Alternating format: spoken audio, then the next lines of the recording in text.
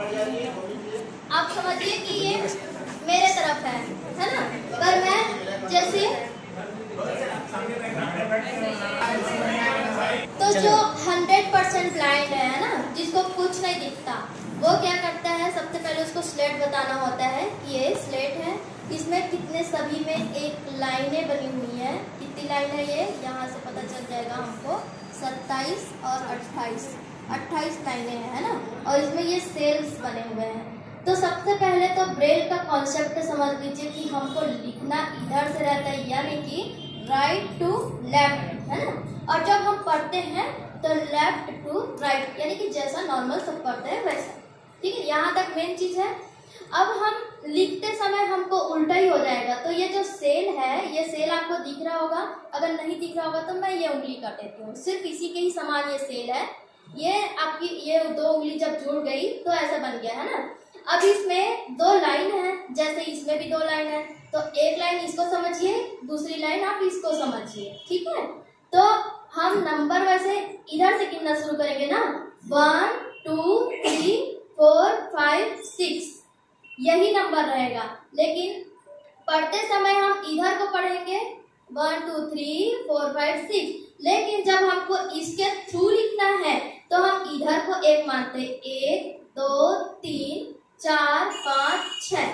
ठीक है, अब पढ़ते समय 1 2 3 4 5 6। जैसे दुर्गेश लिखना है तो हम लिखते समय कैसे लिखेंगे, तो सॉरी 1 4 5, और जब हम पढ़ना है तो हम इधर हो जाएगा 1 4 5। ठीक है, तो यही इसमें है। अब ब्लाइंड कैसे करते हैं, इसका जो सेल है ना, एक सेल पे जब हम लिखते रहते हैं तो दूसरे सेल पे हमारी उंगली रहती है, जैसे इस तरह से।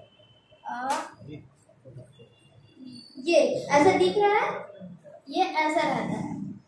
तो मैं यहाँ पे लिखती हूँ, हाँ, मतलब मेरा जो राइट हैंड है ना, वो दूसरी सेल को ढकी हुई है, सॉरी लेफ्ट हैंड जो है ना, उसकी एक उंगली दूसरी सेल को ढकी हुई है, और पहली वाली सेल पे मैं लिख रही हूँ। ठीक है, तो यहाँ पे मैं लिखती हूँ दुर्गेश, डी लिखा, यू ऊ का मात्रा आधा रा के चौथी बिंदी, र ग ए की मात्रा शक्कर का सा। ठीक है, अब इसको निकालेंगे तो मैं ऐसे पढ़ूंगी, ये है ना। तो शुरू में क्या है, पहली बिंदी तो है, दूसरी नहीं है, तीसरी भी नहीं है, चौथी है, पांचवी है, छठवीं भी नहीं है। तो ये इसका मतलब क्या क्या है, 1 4 5, यानी कि ये क्या हो गया, द हो गया। तो इस टाइप से हम पढ़ेंगे। और वैसे इसको भी देखना पड़ता है कि हमने डालते समय तो 1 3 6 तो डाल दिया, लेकिन अब इसको लिखा किसी और ने है, तो हम इसको चेक करेंगे ना कि 1 है, 2 नहीं है, 3 है, 4 नहीं है, 5 नहीं है, 6 है, यानी कि 1 3 6 है।